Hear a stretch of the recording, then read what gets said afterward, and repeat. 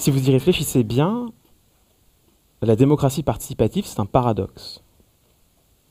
Si on définit la démocratie de la manière la plus simple, comme le régime de la souveraineté populaire, c'est-à-dire le régime dans lequel les citoyens prennent eux-mêmes les décisions qui s'imposent à eux, décident collectivement, pour eux-mêmes et par eux-mêmes, de leur destin commun, alors il n'y a de démocratie que participative.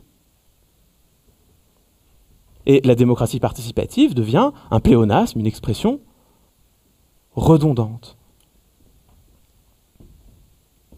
Dès lors, on voit mal comment on pourrait s'y opposer, on voit mal comment on pourrait contester cette exigence de participation, à moins de se lancer dans un vibrant plaidoyer contre la démocratie elle-même. Et pourtant, dès que l'on évoque la démocratie participative, on voit émerger deux types de critiques, des critiques extrêmement virulentes, et qui ont pour particularité d'être partiellement, voire même totalement divergentes et contradictoires. Pour certains auteurs, la démocratie participative est une inanité, un mirage, une illusion, des dispositifs inutiles, inefficaces, totalement incapables de pallier à l'inéquité dans la distribution du pouvoir politique de notre société. Démocratie participative ou pas, les faibles resteraient faibles et les puissants puissants. Pour d'autres, au contraire, la démocratie participative est dangereuse, gravement dangereuse, car elle risquerait de libérer les passions du peuple, des passions irrationnelles, irréfléchies, soudaines, spontanées, violentes même, parfois, souvent. Le risque, avec ces dispositifs participatifs, ce serait un désordre global, social, politique dans la société, qui menacerait notre régime politique et, in fine, pourrait remettre en question la démocratie elle-même. La démocratie participative fait l'objet de critiques et loin de s'imposer, elle en est encore à son stade de conceptualisation. Et pourtant, c'est une idée qui flotte dans l'air du temps, depuis une dizaine d'années maintenant, un peu plus même. La démocratie participative a une histoire. L'idée émerge dans les années 60 aux États-Unis, parmi des groupes d'étudiants politisés. En France, d'ailleurs, au même moment, Pierre Mendès France, en 1962, lors de l'élection présidentielle, défend ce qu'il appelle une démocratie de la participation. Donc vous voyez que le mot émerge très vite. À l'époque, il a très peu d'écho. On lui préfère d'autres concepts, ceux de démocratie directe, de démocratie forte, c'est le thème de Benjamin Barber, on y reviendra, et surtout d'autogestion. Dans les années 60-70, l'idéal politique qui redonne du pouvoir aux citoyens, c'est l'idéal autogestionnaire. Dans les années 80, il y a une éclipse de ces revendications de plus de pouvoir, d'une extension des droits politiques au profit des citoyens. Et ces débats réémergent dans les années 90, et surtout au début du XXIe siècle, à travers cette idée forte de démocratie participative. On retrouve cette idée dans la littérature académique, dans les expérimentations démocratiques dans de très nombreux pays du globe, on aura l'occasion d'y revenir. On retrouve cette idée dans les prises de parole des hommes politiques, qui de plus en plus nombreux se revendiquent ou tentent de se revendiquer de l'idéal de participation. Et cet idéal participatif finit même, entre la fin des années 90 et le début des années 2000 dans de nombreux pays du globe, et notamment en France, par s'incarner dans la législation. En 1995, en France, la loi Barnier crée la CNDP, la Commission nationale du débat public. Nous y reviendrons. Elle rend obligatoire une concertation dans le cadre de grands projets ayant un impact sur l'environnement. En 2002, en France, la loi démocratie de proximité, qui rend obligatoire la création de conseils de quartier dans toutes les villes de plus de 80 000 habitants. Et en 2005, la France élabore et ratifie la Charte de l'environnement, un texte à valeur constitutionnelle qui rend obligatoire de donner droit aux citoyens de participer à des prises de décision ayant un impact sur l'environnement. La démocratie participative, d'un idéal est devenue une idée, et d'une idée s'est traduite en actes et en législation. Et on la retrouve depuis le début des années 2000, toute la première décennie des années 2000, on la retrouve sous la langue, dans la bouche de nombreux hommes politiques. On se souvient de Bertrand Delanoë, élu en 2001 à la mairie de Paris sur un programme qui laissait une grande part à ce qu'il appelait la démocratie participative. On se souvient bien sûr de Ségolène Royal, en 2007, qui a mis la démocratie participative au centre de son projet présidentiel et qui avait organisé une série de débats participatifs pour l'élaboration de sa plateforme présidentielle. Vous en avez ici un exemple. La démocratie participative devient dans ces années-là une volonté. Et là, il faut remarquer que cette démocratie participative, elle est donc promue, défendue, mise en avant par ceux-là même qui n'ont aucun intérêt à son avènement. Puisque la quantité de pouvoir disponible dans une société donnée est limitée, et donc toute extension des droits politiques, toute extension majeure des droits politiques au profit des citoyens se traduit mécaniquement par une baisse du pouvoir disponible aux mains de leurs représentants. Alors vous me direz, oui mais bon, après tout, rien n'interdit à un homme politique, à un représentant, à un élu, d'avoir des convictions et de vouloir agir pour plus de pouvoir aux mains des citoyens. Vous avez raison. D'ailleurs, moi-même, j'en suis convaincu. Et pourtant, ce sont les mêmes qui plaident en faveur de la démocratie participative et qui, pendant 15 ans, ont résisté au non-cumul des mandats.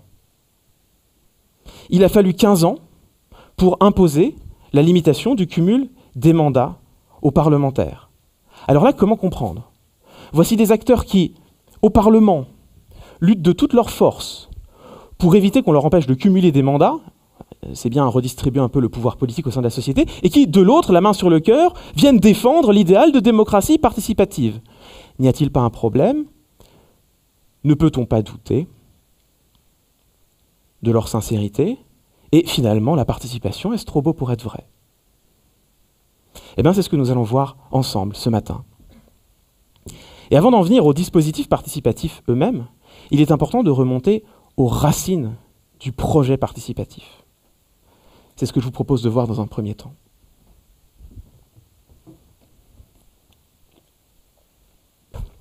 La démocratie participative, en France en tout cas, on comprend ça comme une sorte de grand projet global et cohérent, comme s'il y avait une démocratie participative. Dans de nombreux pays du monde, et notamment dans la sphère intellectuelle anglo-saxonne, ça n'est pas le cas, et on distingue clairement entre deux projets différents. Le projet participatif d'une part, et le projet délibératif d'autre part. Je vous propose de réintroduire cette distinction, à laquelle peut-être vous n'êtes pas familier. Voyons d'abord le projet participatif. Il a été élaboré par plusieurs auteurs, on a un corpus de textes. On ne peut pas ramener la démocratie participative à un théoricien ou une théoricienne. Néanmoins, j'avais envie d'évoquer plus précisément Carol Patman, qui est l'une des premières à conceptualiser l'idée de participation dans un livre de 1970. Vous l'avez ici, Participation and Democratic Theory.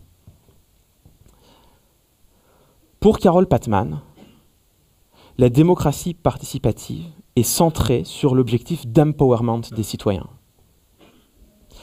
Cette notion d'empowerment, elle est très compliquée à traduire en français, on n'a pas un mot qui nous permet de la résumer. L'idée, c'est de construire une citoyenneté critique, active, éclairée. C'est de travailler pour faire en sorte que les citoyens soient maîtres d'eux-mêmes, politisés, aptes à participer pleinement à la vie politique de leur nation. Pour Carol Patman, la participation politique a un intérêt en elle-même. Elle se justifie pour elle-même et par elle-même, car elle a une dimension émancipatrice. Elle travaille à l'émancipation des citoyens. En ce sens, la démocratie participative au sens de Patman a des applications et des traductions très larges, qui ne passent pas nécessairement par des processus de décision. On peut par exemple tout à fait soutenir qu'une université populaire, de ce point de vue-là, s'inscrit tout à fait dans l'objectif, le projet de démocratie participative. Mais ce projet serait bien limité s'il se réduisait simplement à l'éducation du peuple, des citoyens. Il y a une seconde dimension essentielle qui est la participation à la prise de décision démocratique. Pour Carol Patman, l'éducation des citoyens, l'éducation au sens large, au sens fort, la construction d'une citoyenneté critique, l'éducation des citoyens ne se fait pas en théorie, elle se fait en acte. Les citoyens se forment à la vie publique en participant à la vie publique. C'est en participant, en prenant les décisions, que les citoyens acquièrent des compétences démocratiques, et qu'ils deviennent de plus en plus capables de participer efficacement, activement, de manière éclairée. Alors bien sûr, on ne peut pas demander, pour Carole Patman en tout cas, on ne peut pas demander à n'importe quel citoyen de venir prendre une question extrêmement complexe sur le retraitement des eaux usées ou un point de droit particulièrement aiguisé.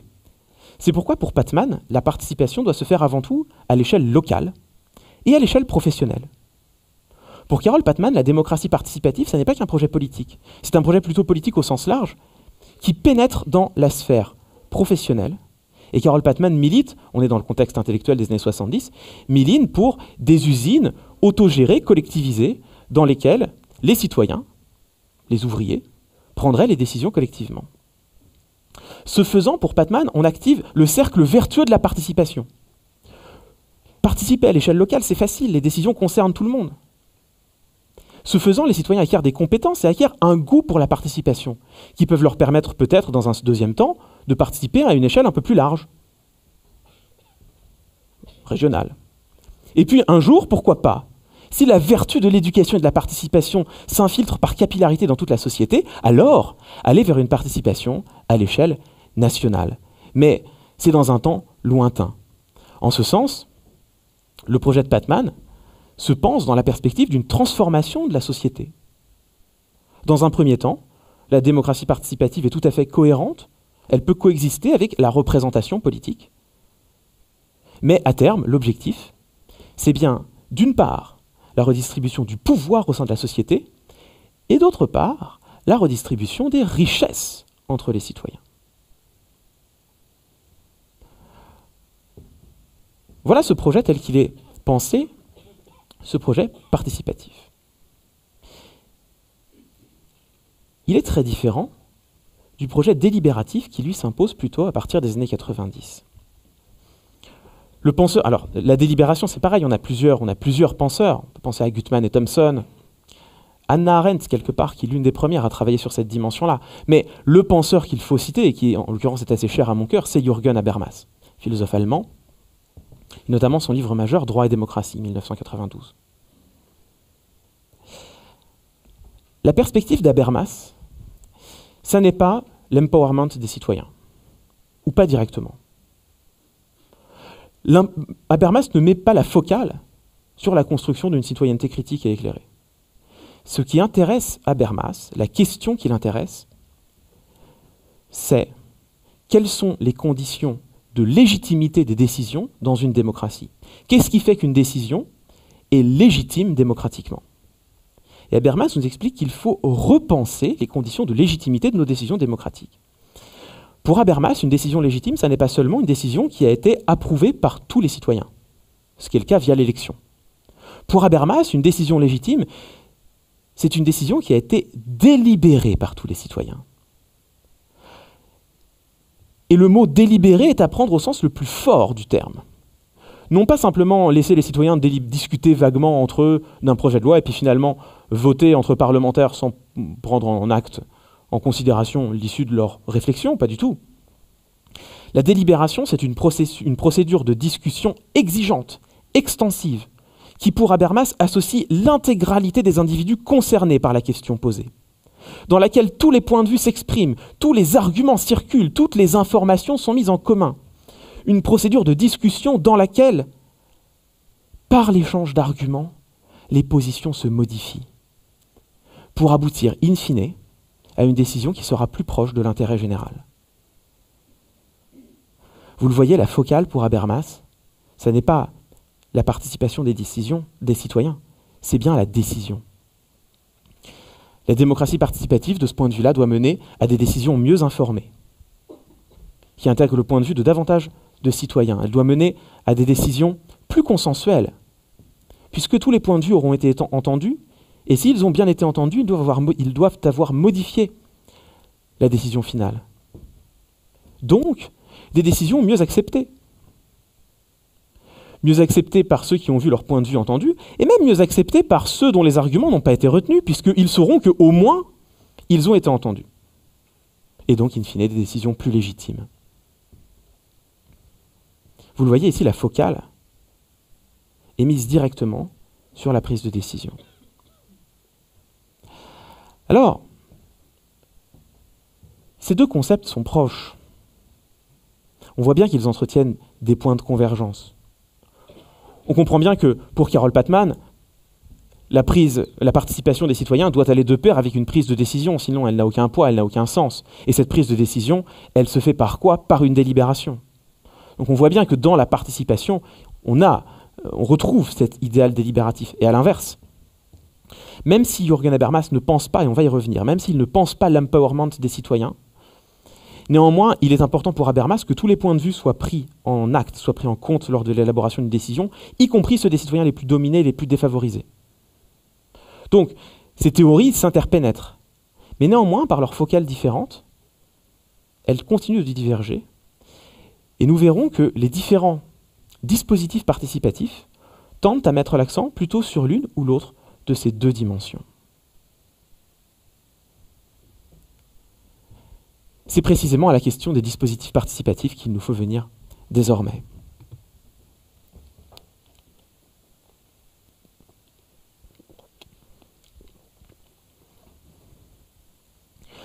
Il existe des dizaines de dispositifs participatifs différents. Plus ou moins proches, plus ou moins éloignés, des dizaines. Mais en fait, on peut en dégager une typologie simple en les réduisant à 3 grands types de dispositifs. J'emprunte cette typologie à Loïc Blondiot, dans un livre dont je vous recommande la lecture, Le Nouvel Esprit de la démocratie, auquel je fais d'ailleurs de très nombreux emprunts. Voyons donc ces 3 types de dispositifs participatifs. Les premiers dont il faut parler, qui sont historiquement les premiers, ce sont les budgets participatifs. L'idée de budget participatif émerge dès la fin des années 80, en 1988, dans la ville brésilienne de Porto Alegre. En 1988, à Porto Alegre, le Parti des travailleurs gagne les élections municipales et choisit de mettre en application l'une de ses promesses, un budget élaboré en partie par les citoyens de Porto Alegre directement. Le budget participatif, dans sa version brésilienne, qu'est-ce que c'est? Dans sa version latine d'ailleurs. Qu'est-ce que c'est? C'est d'une part une répartition directe des ressources par les citoyens. À Porto Alegre, les citoyens choisissent eux-mêmes comment ils veulent attribuer 20% du budget d'investissement de la ville. Porto Alegre, c'est plus d'1 million d'habitants, 20% du budget d'investissement, ça n'est pas rien. Les citoyens élaborent des projets, hiérarchisent les projets et choisissent les projets qu'ils veulent financer. Ils décident eux-mêmes de l'attribution de leurs ressources. Ils décident de l'attribution des ressources au cours d'une procédure longue, complexe, mais dont l'objectif est d'associer le plus de citoyens possible, sur la base du volontariat, mais le plus de citoyens possible. Les citoyens se répartissent en comités, des comités de quartier d'une part, des comités thématiques d'autre part. C'est une procédure délégative qui dure toute l'année, de réunion en réunion. Les citoyens sont en permanence associés aux représentants d'associations, d'une part, qui sont là pour représenter la société civile, et puis d'autre part, aux équipes municipales qui en permanence encadrent les débats, donnent leur avis, expliquent quels projets semblent réalistes, réalisables, quels projets vont être plus compliqués à réaliser. Donc c'est une véritable collaboration qui dure toute l'année. Au terme de l'année, le budget participatif est élaboré. Il faut encore, il est vrai, qu'il soit voté par l'Assemblée municipale. Les citoyens ne sont pas décisionnaires. Néanmoins, on constate qu'en 15 ans, l'Assemblée municipale a toujours validé le budget des citoyens en l'amendant de manière marginale et très occasionnelle. Donc là, on a bien une participation directe des citoyens.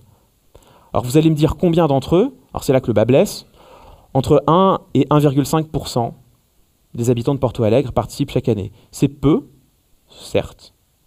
Néanmoins, on estime qu'en 15 ans, à peu près 10% des citoyens, des habitants de Porto Alegre, ont participé à un moment donné à un autre au processus. 10%, c'est pas tant que ça, mais c'est pas mal quand même. C'est pas mal, un habitant sur 10. Et puis surtout, l'objectif de Porto Alegre, c'est la justice sociale. les quartiers pauvres de Porto Alegre sont surreprésentés volontairement. Et, in fine, au bout du processus, les citoyens habitant les quartiers les plus pauvres reçoivent plus de financement, plus de budget que les citoyens habitant dans les quartiers plus riches. On a bien un objectif de justice sociale et un objectif qui fonctionne. Et d'ailleurs, tout était fait pour favoriser la participation des citoyens les plus pauvres, notamment par la distribution de repas. Alors on fait ce qu'on peut, hein, mais ça permettait de faire participer des citoyens qui sinon sans doute ne se seraient jamais présentés lors de ce dispositif. Donc cette expérience, elle est très positive, très enthousiasmante. À tel point qu'elle a gagné une reconnaissance mondiale en 2001. En 2001, à Porto Alegre était organisé le premier forum social mondial, qui faisait le pendant au Forum économique mondial de Davos, en Suisse. Et c'est à cette occasion que les ONG du monde entier et les acteurs politiques qui s'étaient déplacés ont découvert ce dispositif. Et c'est à partir de ce moment-là qu'il s'est diffusé très largement à la surface du globe. En 2002, d'ailleurs, au deuxième forum social mondial de Porto Alegre, était présente une jeune femme politique française, Ségolène Royal, qui 2 ans plus tard allait être élue présidente de la région Poitou-Charentes, notamment sur la thématique de la participation du public. Et une fois élue, dès 2004, dès l'année de son élection, elle a mis en place le budget participatif des lycées en Poitou-Charentes. Voilà une application en France très fidèle à l'idéal de Porto Alegre. Tous les lycées de Poitou-Charentes étaient concernés, les 92 si je ne me trompe pas, les 92 lycées de Poitou-Charentes étaient concernés. On estime que 20% des lycéens charentais, à un moment donné ou à un autre, ont été impliqués dans le processus. Et ces 10%, attendez, 10% ou 20%,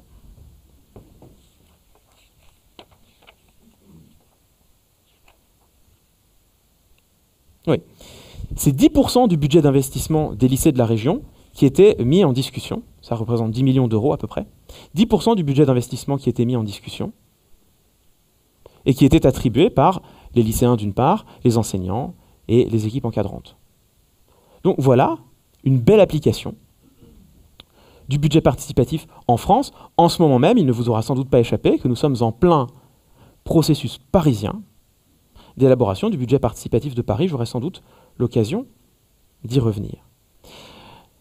Il est vrai que quand ce dispositif s'est diffusé à la surface du globe, il a très souvent été amoindri par rapport à son ambition brésilienne initiale. Et on retrouve souvent beaucoup moins l'objectif de justice sociale. Néanmoins, quand il est mené avec une véritable volonté politique, le projet fonctionne. Voilà le premier type de dispositif que je voulais évoquer avec vous. Le deuxième est non pas une spécificité française, mais en France, on l'aime particulièrement, c'est le débat public. Je vous l'ai dit, en 1995, la France crée la CNDP, la Commission nationale du débat public. Elle devient autorité administrative indépendante dès 2002. Le débat public, qu'est-ce que c'est ? C'est un processus de concertation centré sur un projet en particulier. Un projet spécifique. La plupart du temps, un projet d'aménagement du territoire, un grand investissement, pour lequel on va associer les citoyens lors d'une concertation. En France, d'ailleurs, depuis 2002, la saisine de la CNDP est obligatoire dès lors qu'un projet d'investissement dépasse un certain montant. Donc, dès qu'on parle de projets type transport d'énergie, transport d'électricité, ligne à grande vitesse, enfouissement de déchets nucléaires, immédiatement, automatiquement, la CNDP est saisie. Ce qui est intéressant, c'est l'esprit de ces débats, la philosophie de ces débats. Elle se résume en 3 mots: argumentation, équité et transparence. L'objectif, c'est de laisser la voix à tous les citoyens qui veulent s'exprimer. Qu'ils soient ou non membres d'une association, qu'ils se soient ou non organisés en collectif, qu'ils soient ou non membres d'un parti politique, qu'ils parlent bien en public ou non. L'objectif, c'est de laisser à chacun le soin de s'exprimer en donnant la seule primeur à la qualité de l'argumentation. Pour ce faire, le débat public met en œuvre de très nombreux dispositifs, des réunions publiques, des réunions thématiques, des plateformes électroniques sur lesquelles les citoyens peuvent laisser un message, peuvent discuter, peuvent proposer leurs propositions. associer le plus de citoyens possible, avec comme seule discrimination la qualité de l'argumentation, la qualité du point de vue. On retrouve, vous le voyez ici, un idéal très habermasien d'une délibération dans laquelle tous les points de vue pourraient s'exprimer. Alors, la procédure de débat public, elle marche relativement bien. Depuis le 2002, c'est près de 150 débats publics qui ont été organisés sur tout un tas de projets d'investissement. Dans un nombre substantiel de cas, les projets ont été modifiés au terme de la concertation. Il est même arrivé dans une dizaine de cas que les projets soient purement et simplement abandonnés si la concertation faisait émerger qu'ils n'étaient pas positifs, pas nécessaires, et qu'il y avait d'autres manières de faire. Ça a été notamment le cas pour le contournement autoroutier de la ville de Toulouse. Donc vous voyez des grands projets d'investissement qui ont été modifiés, voire abandonnés, au terme d'une procédure de débat public. Donc la procédure fonctionne très bien. Pas toujours. Dans le cas de Notre-Dame-des-Landes, par exemple, l'aménagement d'un second aéroport du Grand Ouest, en marge de Nantes, dans le cas de Notre-Dame-des-Landes, il y a eu 2 débats publics. L'un en 2003, l'autre en 2006. Dans ces 2 débats publics, de très nombreuses voix se sont élevées pour parler contre l'aéroport, ce qui s'explique parce qu'en fait, l'opposition à l'aéroport de Notre-Dame-des-Landes était structurée depuis très longtemps. C'est un projet qu'on a ressorti des cartons, mais qui en fait date des années 70, et dans les années 70, déjà, il avait provoqué la colère des habitants. Donc, il y a simplement eu à réactiver d'anciennes argumentations, à réactiver d'anciens réseaux de solidarité, d'anciennes associations. Donc, l'opposition était prête. Des milliers de voix se sont fait entendre contre l'aménagement de Notre-Dame-des-Landes lors de ces 2 concertations publiques. Néanmoins, à chaque fois, le débat public s'est conclu par le feu vert pour la construction de l'aéroport. On voit ici l'échec d'une procédure de concertation qui a échoué, d'une part, à modifier le projet, qui a échoué à rapprocher les positions et qui, in fine, s'est traduit par un affrontement dur, violent même, entre les opposants au projet et ses promoteurs. Vous voyez que le phénomène, le dispositif de concertation, s'il fonctionne dans certains cas, il est loin d'être toujours efficace. Et ceci pose la question sur laquelle on reviendra de l'impact des dispositifs participatifs sur la prise de décision.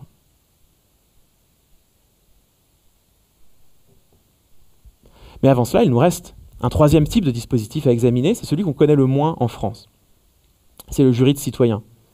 C'était la grande idée de Ségolène Royal en 2007, au moment de l'élection présidentielle.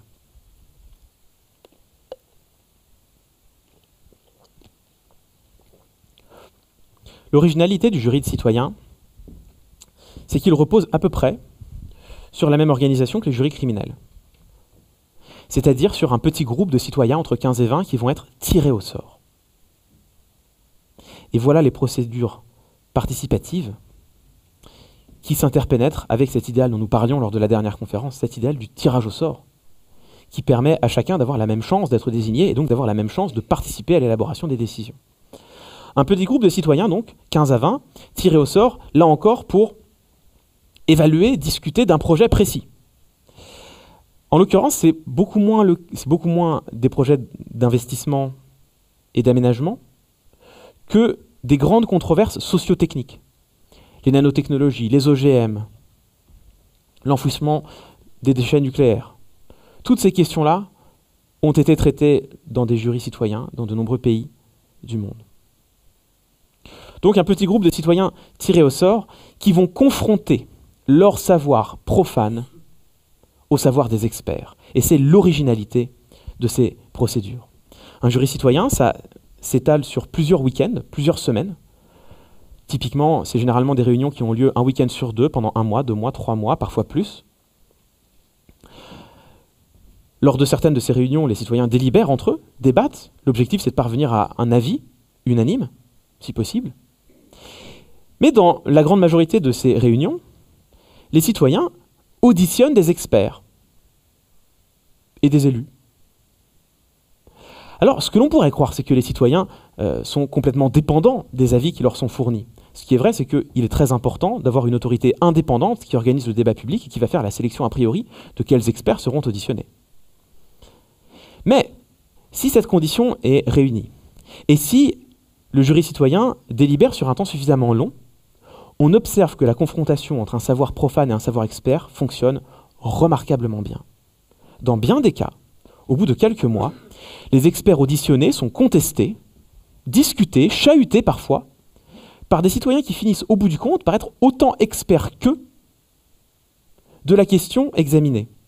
Autant experts qu'eux, certes, mais dégager des controverses, dégager des intérêts. Et ce que l'on observe, c'est que, au bout du compte, à l'issue de ces dispositifs, à l'issue de ces procédures, on voit dans la plupart des cas les citoyens, si le jury citoyen a bien fonctionné, on voit les citoyens rendre un avis complexe, éclairé, nuancé, informé, sur un problème qui était initialement très compliqué. Les jurys de citoyens permettent ainsi de réaliser un idéal, l'idéal d'une opinion publique éclairée. Ce que l'on a au terme d'un jury citoyen, c'est l'opinion publique telle qu'elle serait si les citoyens étaient pleinement informés. Et on voit bien émerger la différence avec les sondages, qui se contentent d'enregistrer l'opinion publique des citoyens avant tout processus d'information. C'est-à-dire, en d'autres termes, qui se contentent d'enregistrer les préjugés des citoyens. Et là, vous voyez à nouveau planer l'influence du philosophe allemand Jürgen Habermas sur ce dispositif. Mais c'est l'autre versant habermasien. Là, ce qui compte, c'est pas d'intégrer tous les points de vue dans la discussion. Les citoyens, ils sont entre 15 et 20. C'est de créer une arène de discussion idéale, dans laquelle la parole circule de manière fluide, et dans laquelle les citoyens peuvent véritablement travailler à bâtir, forger un consensus. Et de ce point de vue-là, les jurys citoyens fonctionnent remarquablement bien. En France, on a quelques expérimentations. On a eu un jury citoyen sur les OGM en 98, si je ne dis pas de bêtises, et sur les nanotechnologies en 2006. Mais ça reste une procédure très marginale. Alors j'en profite pour vous soumettre ce qui est ma modeste proposition, mais qui coûterait pas très cher. Autant la Commission nationale du débat public, ça coûte un peu. C'est entre 1 million et 1,5 million d'euros par débat public, donc c'est de l'investissement. Mais là, une proposition qui ne coûterait pas très cher et qui pourrait être très positive, il suffirait par exemple que dès lors qu'un projet de loi ou une proposition de loi est examiné au Parlement en dehors de la procédure d'urgence, s'il n'y a pas la procédure d'urgence, ce qu'on appelle aujourd'hui la procédure accélérée, a priori, c'est précisément qu'il n'y a pas urgence. On peut prendre le temps. Eh bien, prenons vraiment le temps. Dès lors qu'un projet de loi est examiné en dehors de la procédure d'urgence, organisons 2 jurys citoyens sur le territoire. Laissons les citoyens débattre pendant quelques mois, et ensuite auditionnons les rapporteurs de ces jurys citoyens en commission parlementaire, au même titre que les responsables d'associations, les élus politiques, les responsables des lobbies, des syndicats. Donnons voix aussi aux citoyens ordinaires. Parce que si vous y réfléchissez, lors de l'élaboration de la législation, les seules personnes qu'on n'entend jamais, ce sont les citoyens ordinaires. On écoute les associations, on écoute les élus, on écoute les représentants des intérêts économiques, mais jamais les citoyens ordinaires. Ce serait l'occasion de réintroduire le point de vue des citoyens en tant que citoyens au sein de l'élaboration de la législation. Et plus généralement, ces jurys citoyens, et plus généralement encore, tous les dispositifs participatifs, consacrent l'émergence sur la scène politique d'une figure qui en était jusque-là absente, le citoyen ordinaire, qui agit, qui participe, qui influence les décisions en dehors d'une association, en dehors d'un parti politique, en dehors d'un syndicat, en dehors d'un groupement, en lui-même par lui-même, en tant que membre de la collectivité politique.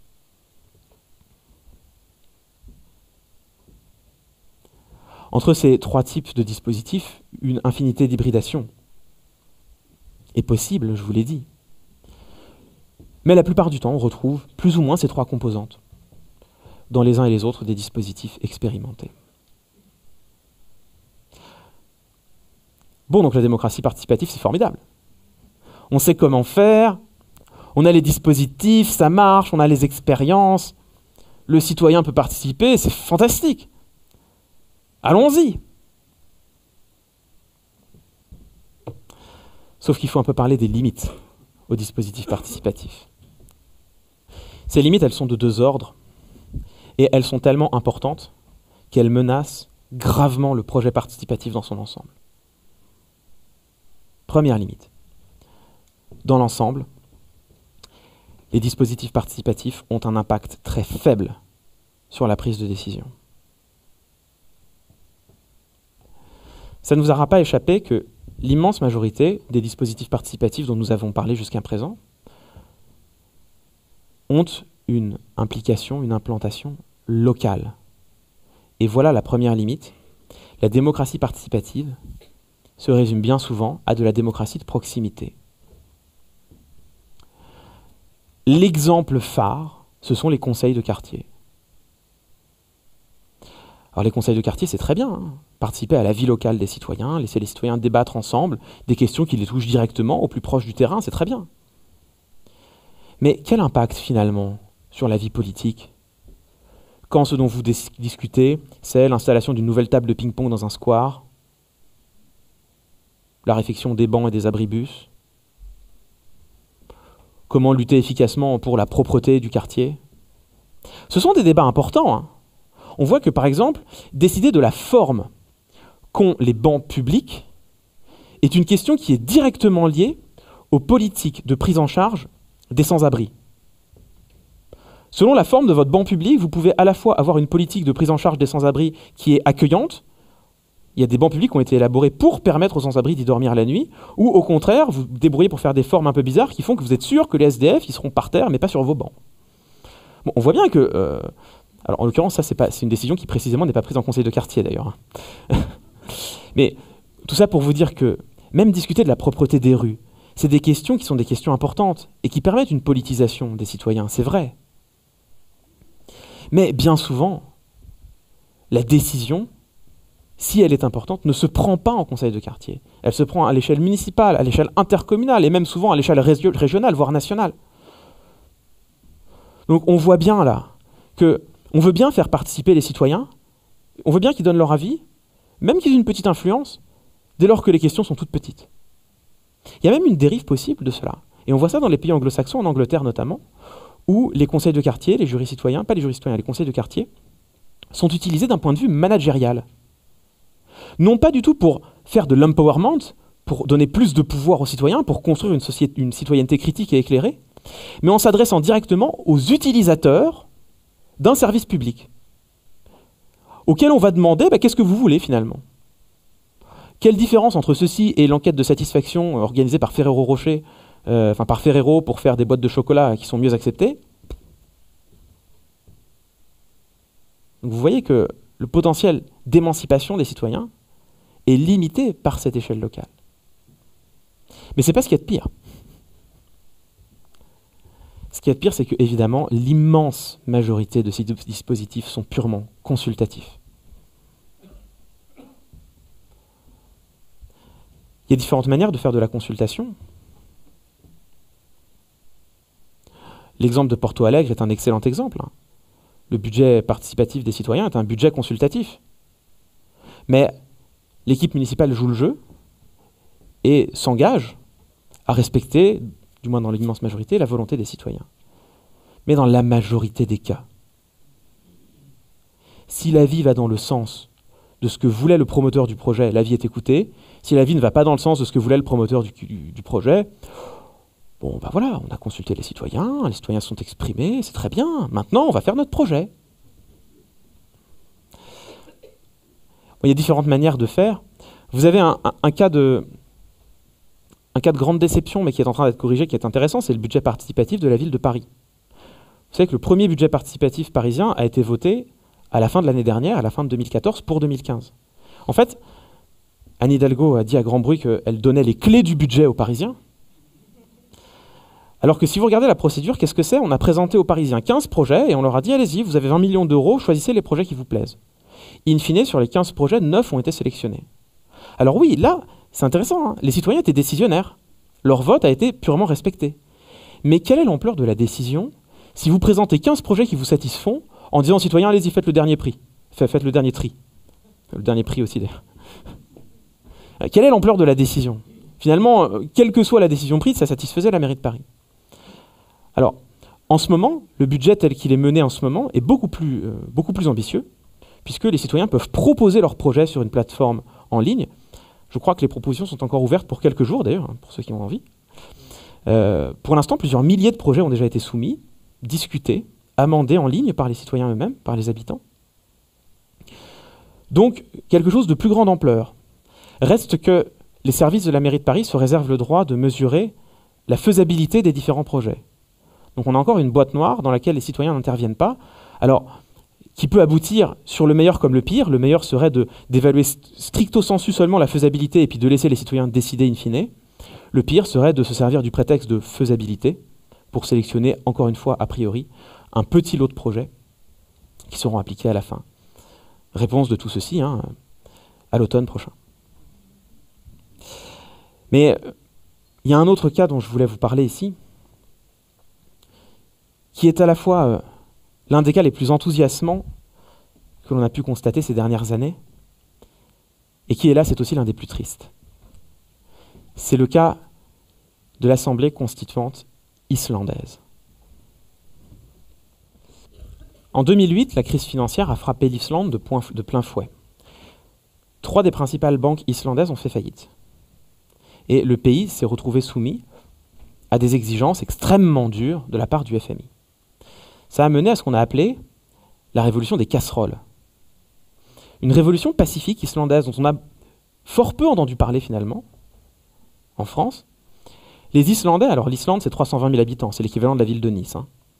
Il y a eu plusieurs milliers d'Islandais, ce qui du coup représente beaucoup de citoyens. Il y a eu plusieurs milliers d'Islandais qui pendant des mois et des mois et des mois ont fait le siège des différents centres du pouvoir à Reykjavik, jusqu'à pousser en janvier 2009 le gouvernement de centre-droit, parti de l'indépendance, le gouvernement de centre-droit à la démission.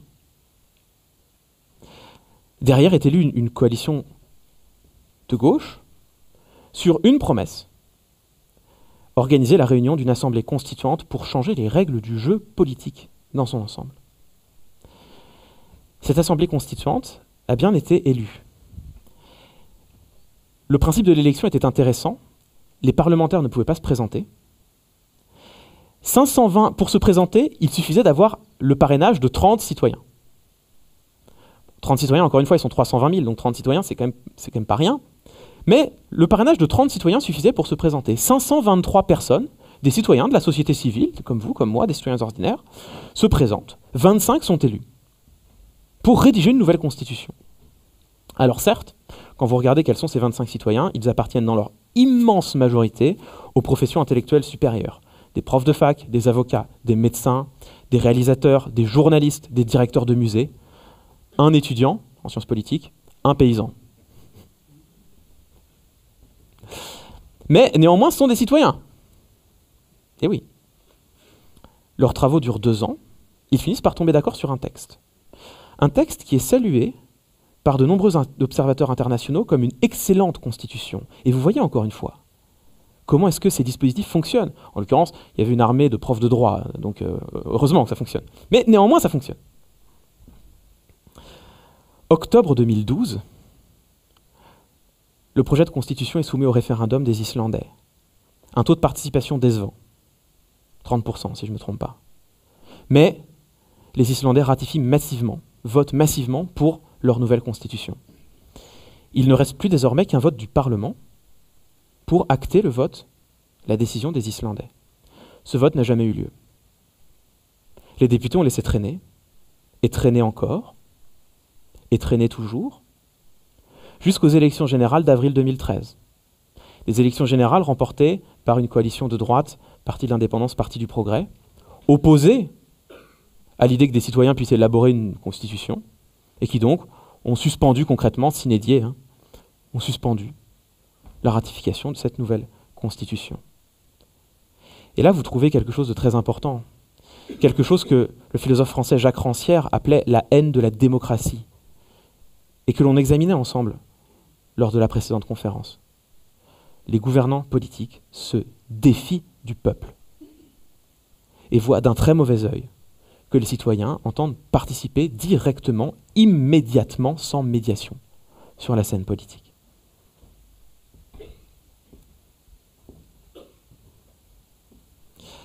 Alors, à partir du moment où ces procédures plutôt participatives sont uniquement consultatives, plane sur elle un risque immense qui est le risque d'instrumentalisation.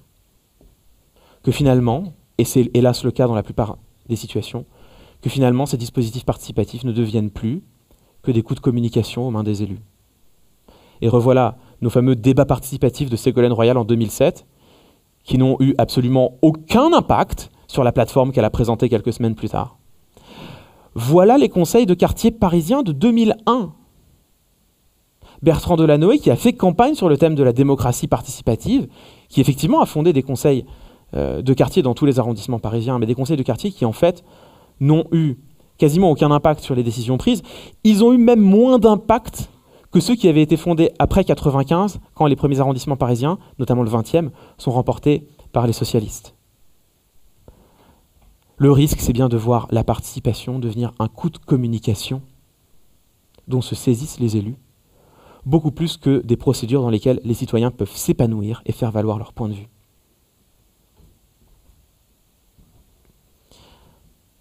Vous allez me dire, bon, mais il suffirait de faire pression sur les élus. Mais en fait, non. Le problème est beaucoup plus profond que ça. Ces dispositifs participatifs, quelle est leur légitimité? Est-ce qu'ils pourraient être investis d'un pouvoir décisionnaire? La réponse, dans l'immense majorité des cas, est non, bien sûr. Est-ce que vous toléreriez de voir un jury de 20 citoyens ou 15 citoyens tirés au sort prendre une décision qui engage l'intégralité de la collectivité? Est-ce que vous toléreriez de voir sur une question essentielle telle que le droit à la fin de vie, les nanotechnologies, les OGM, la gestation pour autrui, est-ce que vous toléreriez de voir 15 citoyens tirés au sort décider pour vous, sans que vous ayez pu à aucun moment contrôler quels sont ces citoyens, qu'est-ce qu'ils pensent, quelles sont leurs valeurs, qui sont-ils, quelle est leur compétence? Bien sûr que non. Le problème de ces instances de participation, c'est que elles ne permettent à aucun moment le consentement des citoyens. Or, nos démocraties sont fondées sur cette idée essentielle: n'est légitime qu'une décision à laquelle les citoyens ont consenti, à minima par l'élection. Il est vrai, et on verra un exemple qui a fonctionné, il est vrai que parfois certains dispositifs peuvent être décisionnaires, dès lors qu'ils se concluent par un référendum. Mais on voit bien qu'il serait impossible de faire un référendum pour chacune des décisions qui engagent notre collectivité. Alors, quelle est la légitimité de ces instances, finalement? Jusqu'où peut aller la remise du pouvoir aux mains des citoyens, au sein de ces instances participatives? C'est une question que l'on ne sait pas résoudre encore aujourd'hui. On ne sait pas comment faire pour créer des instances qui soient à la fois participatives, qui laissent la voix à tous, qui permettent une bonne délibération et qui puissent être décisionnaires et légitimes aux yeux du reste de la collectivité. Il y a ici une quadrature du cercle, un dilemme que pour l'instant, on ne sait pas, ou du moins pas toujours, résoudre. Voilà la première limite que je voulais évoquer avec vous. En fait, c'est la moins grave de toutes. La deuxième limite est plus terrible encore. Ces instances de démocratie participative, fondées dans un objectif de justice sociale, d'empowerment des citoyens, fondées pour redonner une voix à ceux que l'on n'entend pas, on se rend compte qu'en réalité, elles contribuent bien plus souvent à creuser les inégalités politiques qu'à les combler. Alors, lors de la dernière conférence, je vous expliquais que ce qui est beau dans la démocratie, ce qui est plutôt cool, c'est que les citoyens ont tous une chance égale d'influencer la désignation des gouvernants par l'élection. Et je faisais ce grand plaidoyer pour le moment électoral, où un homme, une voix, et où qui que vous soyez, vous avez le même poids dans l'isoloir. C'est vrai en théorie. Je ne voulais pas distiller trop de mauvaises nouvelles d'un coup, c'est pourquoi je ne parle qu'aujourd'hui de la réalité qui se cache derrière le moment électoral. Tous les chercheurs qui ont travaillé sur l'élection, au premier rang desquels Pierre Bourdieu et Daniel Gaxi, il y a une vingtaine d'années, Céline Braconnier, Jean-Yves Dormagin, plus récemment, mettent en évidence ce que l'on appelle un sens caché. Le sens, C-E-N-S, au sens du suffrage censitaire. Le suffrage censitaire, c'est l'opposé du suffrage universel, cela consiste à ne laisser voter que les citoyens qui disposent d'un certain capital. Alors, nos démocraties ont proclamé l'avènement du suffrage universel. Et aujourd'hui, quelles que soient vos ressources, vous pouvez voter, bien sûr. Mais toutes les études sociologiques montrent une corrélation, et c'est vrai depuis 40 ans, une corrélation entre le niveau de diplôme, le niveau de revenu d'une part, la participation électorale d'autre part. Plus vous avez un grand capital culturel, plus vous avez un grand capital économique, plus vous avez de chances d'être un électeur actif, plus vous avez de chances d'aller voter. Moins vous avez de diplôme, moins vous avez d'argent, plus vous avez de chances de vous abstenir. Et c'est ce qui fonde ce que Daniel Gaxi appelle le sens caché. Nos démocraties font un formidable travail quand il s'agit d'exclure les citoyens les plus pauvres du suffrage universel, ou plutôt de les laisser s'auto-exclure, parce qu'ils ne se sentent pas compétents, parce qu'ils ont l'impression que la politique c'est trop compliqué, que ça ne les concerne pas, que ça n'a pas d'impact sur leur vie, et que tout ça c'est pour les autres finalement. Notre démocratie fait un très très beau travail. Alors, une fois qu'on a dit ça, on pourrait espérer que les dispositifs de démocratie participative contribuent justement à combler ce fossé, à diffuser l'éducation, les compétences politiques à ceux qui n'en disposent pas, pour justement amener de plus en plus de citoyens à voter, à participer. Et en réalité, on se rend compte que c'est exactement le contraire, évidemment. Les dispositifs participatifs se contentent de reproduire l'auto-exclusion de nombreuses catégories de citoyens. Ceux d'entre vous qui ont déjà mis les pieds dans un conseil de quartier s'en sont rendus compte. Vous avez pu compter le nombre de jeunes, le nombre de populations issues de l'immigration, le nombre d'ouvriers, et constater qu'ils sont, j'allais dire, peu nombreux. Mais peu nombreux, c'est dans le meilleur des cas. La plupart du temps, ils sont absents. Donc les dispositifs participatifs reproduisent les inégalités politiques, beaucoup plus qu'elles ne participent à les combler. Et c'est même pire que ça. Elles les creusent. Parce que ces instances délibératives, quel que soit leur impact sur leurs décisions, c'est malgré tout une fenêtre ouverte dans laquelle les citoyens peuvent participer. C'est une fraction de pouvoir en plus aux mains des citoyens. Et cette fraction de pouvoir, elle est précisément captée par ceux-là même qui participent déjà. Dans les conseils de quartier, on est susceptible de discuter de la présence des jeunes dans les halls d'immeubles, de la présence des prostituées dans les rues, de la présence de sans-abri sur les trottoirs, de la présence de toxicomanes dans les stations de métro.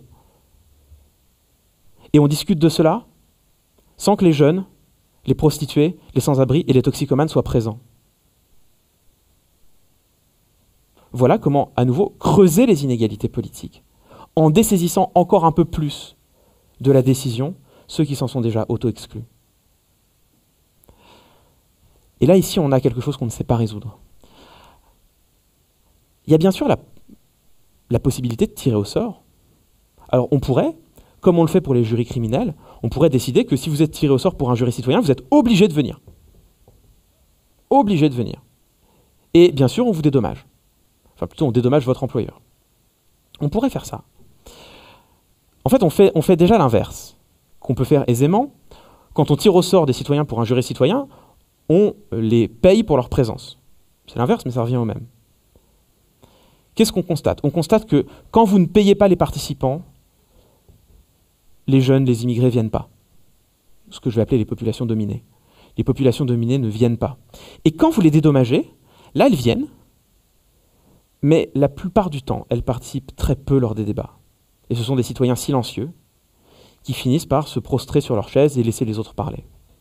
Ce n'est pas toujours le cas. On a quelques expériences de jurys citoyens qui se sont passées remarquablement bien, particulièrement quand ils s'inscrivent sur la longue durée et quand, dans l'organisation des débats eux-mêmes, tout est fait pour faire participer ceux qui ne parlent pas. Mais force est de constater que sur la longue durée et sur l'intégralité des expériences que l'on a menées, c'est l'exception beaucoup plus que la règle. Je vous disais en introduction que l'un des objectifs de la participation, c'est d'assurer la justice sociale. l'empowerment des citoyens. Que devient cet objectif maintenant? Et à quoi bon finalement? À quoi bon faire participer si ceux auxquels cela s'adresse ne profitent pas de ces dispositifs?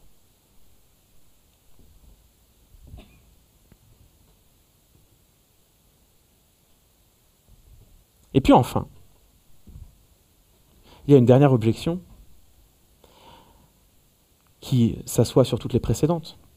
Finalement, est-ce que tout ça, ça n'est pas simplement un fantasme de chercheur?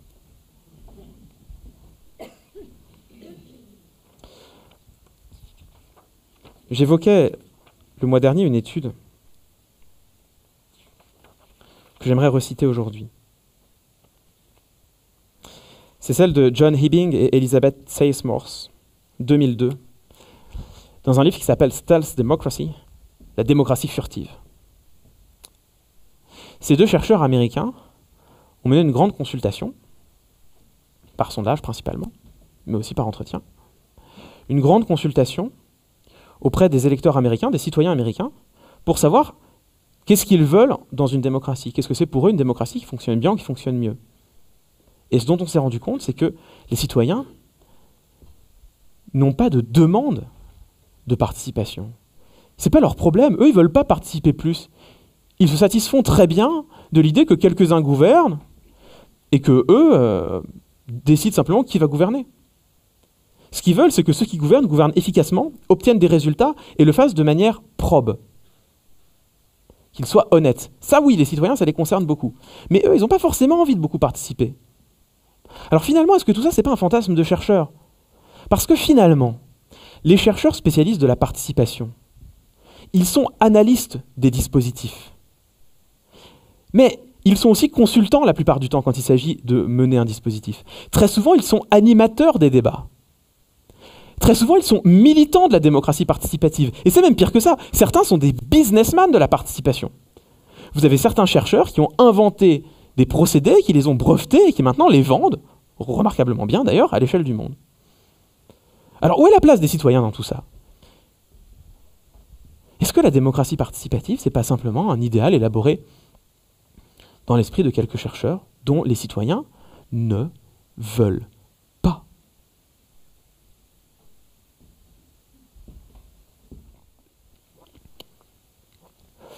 Certains chercheurs ont pris en acte ces objections, et on constate dans les années récentes, c'est depuis 5 ans à peu près, chez les participationnistes et les délibérativistes, on constate de plus en plus de chercheurs qui s'éloignent eux-mêmes de l'objectif de participation de tous les citoyens, et qui remettent à la place, au centre de l'attention, les procédures de débat contradictoire. De plus en plus de chercheurs qui auparavant ont travaillé sur la démocratie participative commencent à dire à mots couverts que finalement, la participation de tous, la délibération de tous les points de vue, on ne sait pas trop comment faire, on ne sait pas trop si ça va marcher, on ne sait pas trop si c'est bien, on ne sait pas trop si les gens veulent. Ils insistent plutôt sur l'idée qu'une démocratie qui fonctionne bien, c'est une démocratie dans laquelle les citoyens peuvent se forger leur opinion sur les problèmes publics. L'idée, c'est qu'une démocratie qui fonctionne bien, c'est une démocratie dans laquelle les citoyens peuvent se faire une opinion, un avis éclairé, en assistant à des débats contradictoires de grande qualité. Et à partir de là, ils peuvent voter en toute conscience. Alors ça, c'est bien. Hein. Le problème, ça c'est mon avis, le problème, c'est qu'on s'éloigne totalement de l'idéal participationniste et délibérativiste. Totalement. En fait, ce qu'on redécouvre là, c'est simplement une réactualisation de la démocratie représentative. Au XIXe siècle déjà, un politologue anglais du nom de Walter Bagehot mettait en avant ce qu'il appelait le rôle pédagogique du Parlement. Pour Bagehot, l'un des rôles principaux du Parlement, c'est d'éclairer les citoyens sur les grandes controverses nationales, en tout cas les grandes controverses politiques. Ça, le rôle du débat contradictoire, ça fait depuis le XIXe siècle qu'on le connaît. Et donc on voit une partie de ces chercheurs-là qui abandonnent un idéal au profit de la réactualisation de notre bonne vieille démocratie parlementaire, dont on connaît parfaitement le fonctionnement.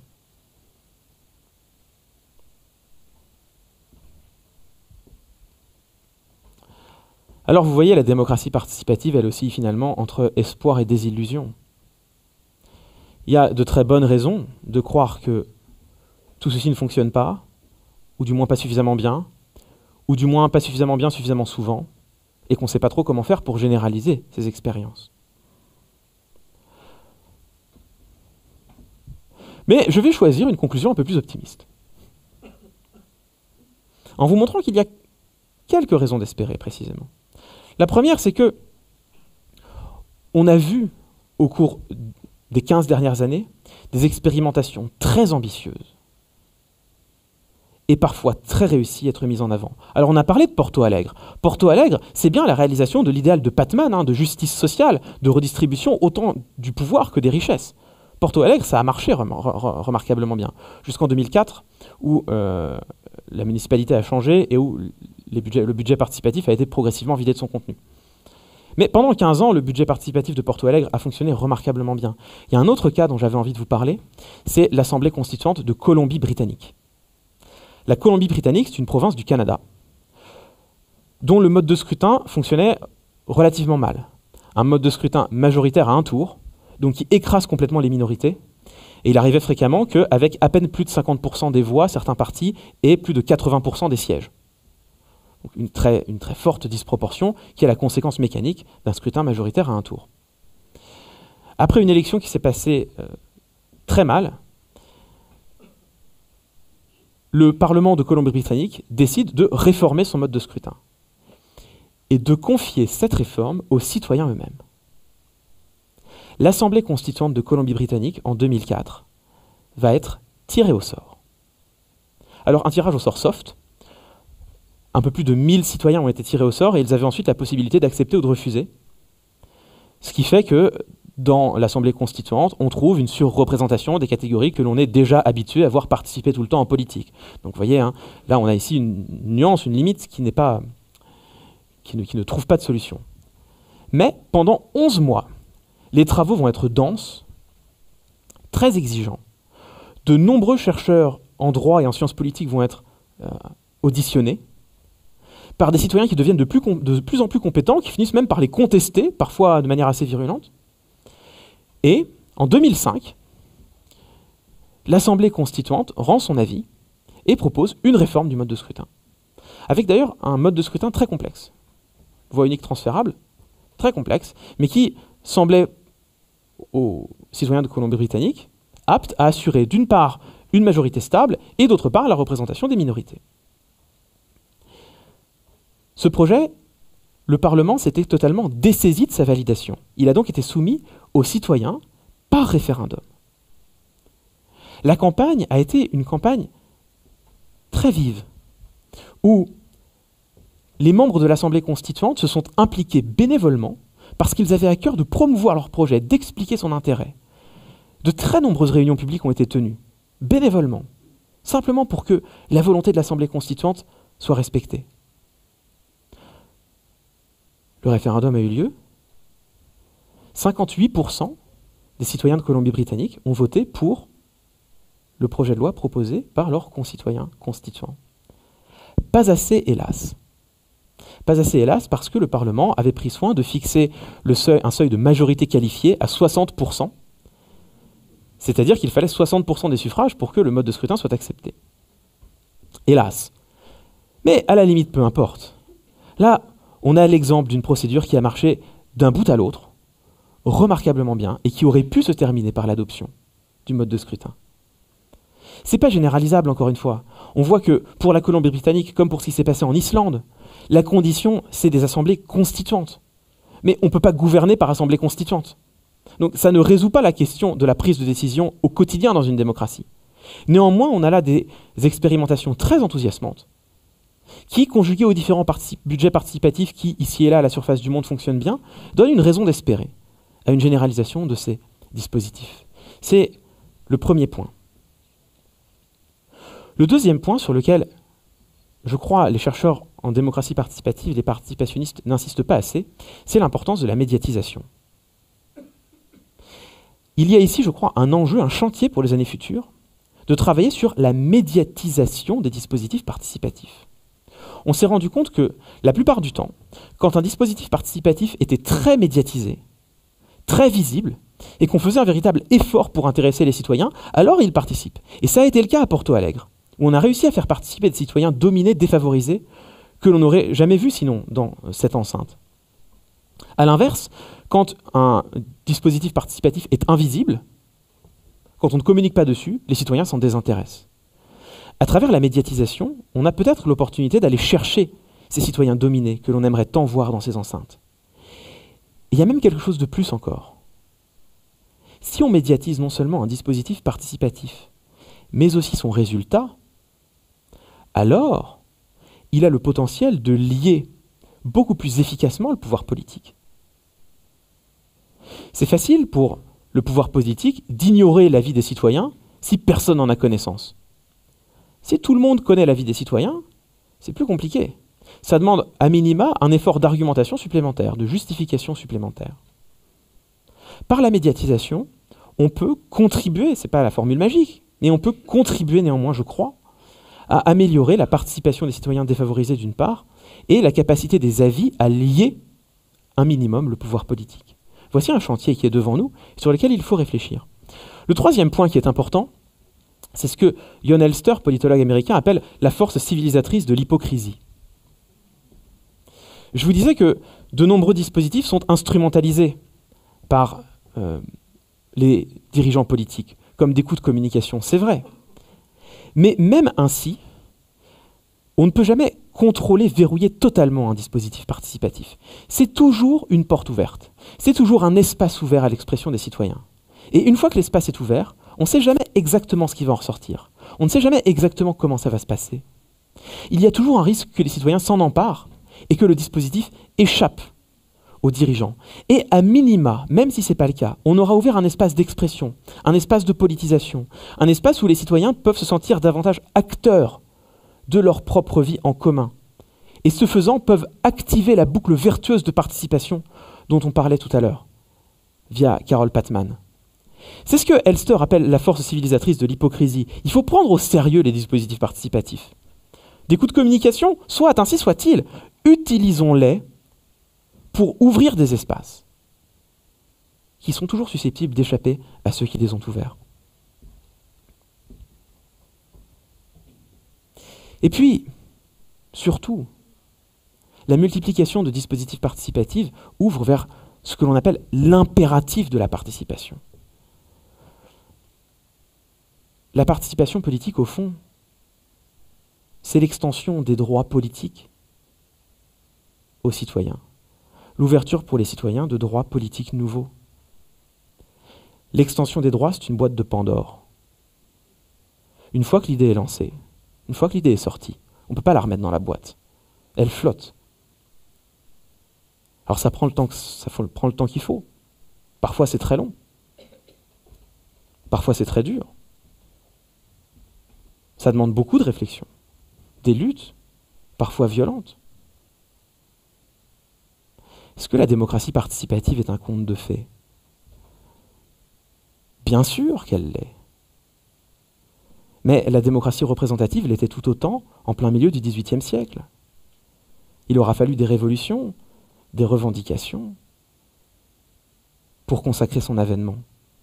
Les droits politiques, ça ne se revendique pas, ça ne se demande pas, ça ne se mendie pas. On ne mendie pas sa liberté politique. On la conquiert à force de réflexion, à force de mobilisation. Et il en va de même pour l'idéal participatif. Alors un conte de fées peut-être, mais du conte au rêve, du rêve à l'action, et de l'action à l'avènement, il ne tient qu'aux citoyens finalement de faire de la démocratie participative le régime du XXIe siècle. Mesdames, Messieurs, merci de votre attention.